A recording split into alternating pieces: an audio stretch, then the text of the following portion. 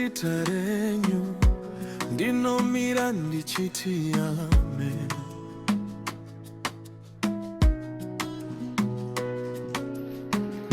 Mugaba rangu harina chimu, asi moyo wangu wazara.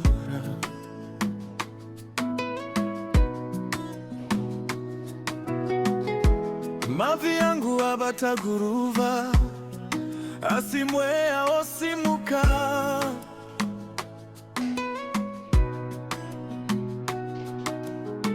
Ndatangazuva ndakakotama, ndopedza ndiri munyasha. Ndakatarisa kumashure, ndikaona ruoko rwenyu. Ndakaenda nemusi wakaoma, mukandiperekedza paruti. Hi guys, welcome back to the channel. Oh, it's been a while.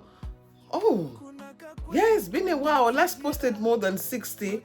I think it's coming to 70 days ago, but I am back and I'm here.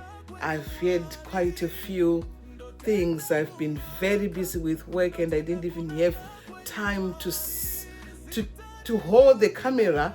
And also, I lost quite a lot of footage of when I was in Zimbabwe, the footage that I had planned to share with you up until possibly maybe until I return back home, but never mind, I'll always find something that I can share with you. So if you are viewing this channel for the first time, welcome. And if you are returning viewer, subscriber, thank you so much for tuning back in, and a very big thank you for those who've been subscribing and those who've already subscribed. I do appreciate it and I cannot do without your support, so thank you so much. So in today's video, I am going to show you we've managed to make a few changes to our kitchen back home in Zimbabwe. And for those who've been on this channel long enough, you will remember when I was saying we are looking at cutting the corner of the kitchen, because when I designed the kitchen, I didn't have in mind that the freestanding gas stove, I'll use it.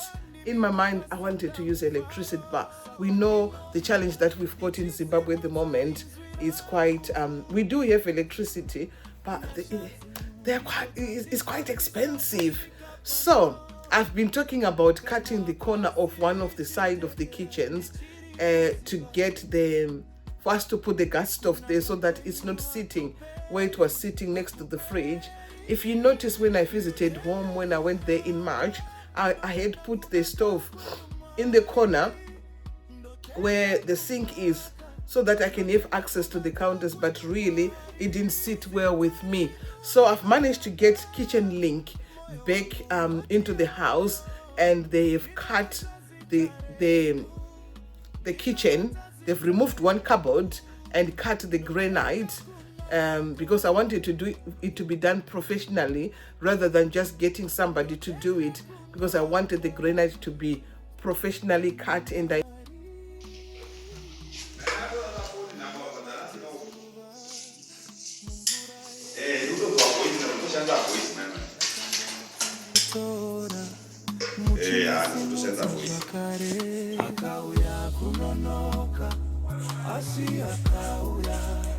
ndakambofunga kuti zvapera asi tarisai zita renyu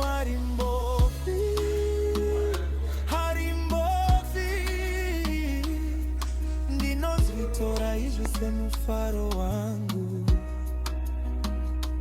kumashure uko kunyangwe asisachena moyo ngatina matei pamwe chete rimwe izwi rimwe mweya ndotenda kunaka kwenyu Mwari, ndotenda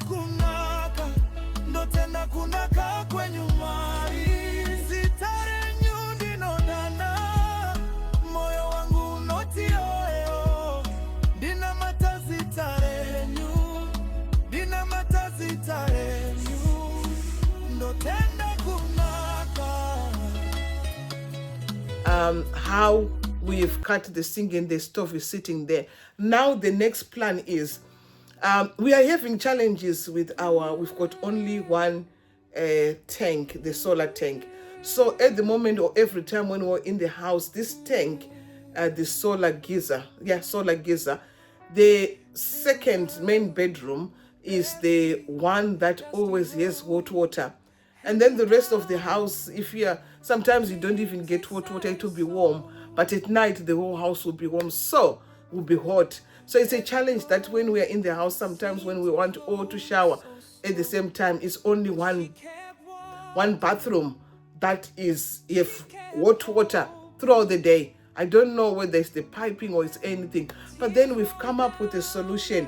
After watching a few YouTubers and a few people how they're doing it, we are going to be installing a gas geyser, like the ones we use here in UK. No matter how many people are in the house, the water never runs. So we are going to install the gas geyser, and we've contacted a company that's going to visit on site soon, and I'll share you with the details once all the work has been completed. So where the stove is sitting now, even the tank for the gas is going to go outside the house. So we have a gas tank outside, but obviously I've purchased a few carbon dioxide monitors that I'm going to jot around the house, so that in the event that there's a gas leak inside, the carbon dioxide monitors was going to sound. And I did purchase them from Costco. If I find one, I'll show you, or else I'll show you when I get home, because the things are already en route to Zimbabwe. So hopefully I'll share with you how this company is going to be, how they're going to install it, and how it's going to work as well. And then before I close this video, I know I spoke about a few items that boxes that I've sent home. At the moment, we had to pick a 2-seater sofa. I'm going to show you the packaging that is on its way to Zimbabwe. So I've got 2 arrived already, 1 en route, and that's the one that I'm going to show you. And then one of the things that I've done, for those who watched my video last time, I was delayed at customs. I think I was there for almost 2 hours. And when I was standing there, I was just thinking, with the things that I want to do in a short period of time, I could have avoided this, even though I had receipts. So this time I had quite a lot of electrical items to take home. And sometimes you look at the cost and the implications and the time. So what I've done, because by the time I decided to send these electrical items to back home, I had already shipped the things that I needed to ship to Zimbabwe. So I've used a company called Kodima, which is found in Leicester. I will give you the feedback once the items have arrived. So this is the second box in the video, where I've got some plug sockets which I found on a very good price here in the UK. They were on sale for £3 something. So I've got those. I've got more security cameras, and I've got about 5 of them in there. So with the total, I thought this might give me quite a bit of a challenge with customs, because I've got other things as well. But I've printed all the receipts to ensure that I don't have any challenges with customs when I get there, because I'm planning on traveling soon. I'll share everything with you. So I've used this company called Kodima. I think I'm not butchering the name. I think I'm pronouncing it correctly. So they're on their way now. They said it takes up to 7 days. So it was an air freight, and they charged £11.75 a kg. So I managed to send 5 cameras, some solar lights, about 15 double socket plugs. I've got my 2 very expensive bedside lamps that I thought with customs I'm going to be in trouble. But when you pay for this, customs duty is included in that price. So as soon as I get home, I will open the shipments with you, and hopefully they should all arrive by the time I get there. So thank you so much. It was a short video just to put my face to say I'm still here, and I am going to be posting and updating you on what's happening in Zim, and I am looking forward to go back, and because in March it was a very short time.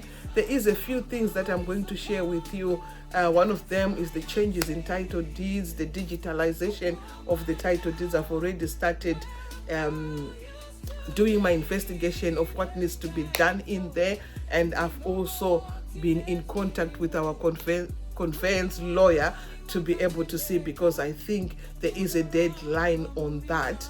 And then the second thing that I'm going to share with you, for those who can remember, I did a video here on how the credit agents bureau in Zimbabwe, how you can check. I've checked mine, but I haven't processed it, but I am going to take you through that process as well of checking on how to clear your name if you've been blacklisted. And I'll do another video again and show you where the offices are and how it works. And I am going to ask them also if it's possible that they can share something on my channel, so that at least people, you know, if you go back home, I tried to open another bank account, and that's when I remembered I haven't processed this. And then if a bank is doing a credit check, and only because I didn't close an account with a certain bank, so I'm going to do that and I'll be sharing with you. So I hope you've enjoyed this video. Please like, share, comment and subscribe, and I'll see you in the next video.